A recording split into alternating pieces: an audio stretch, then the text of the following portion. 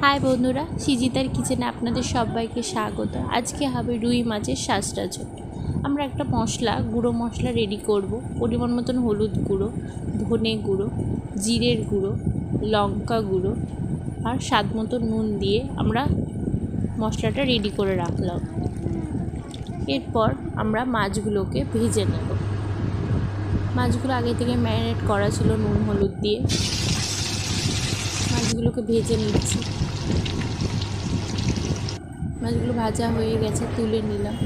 এরপর কড়াইতে ফোড়ন দেব গোটা জিরে দিয়ে, মশলাটা রেডি করা ছিল সেটা দিয়ে দিলাম। এরপর দুটো কাঁচা লঙ্কা ভেঙে দেব, দিয়ে ভালো করে মোটামুটি কষিয়ে নেব।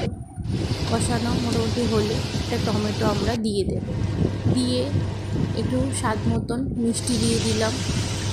এরপর জলটাও দিয়ে দিলাম, ফুটতে দেব। ফুটে গেলে মাছগুলোকে দিয়ে দিলাম, দিয়ে আরও কিছুক্ষণ ফুটিয়ে নেব। এরপর হয়ে গেল আজকে আমাদের রুই মাছের শাঁসটা ঝোল। ভালো লাগলো।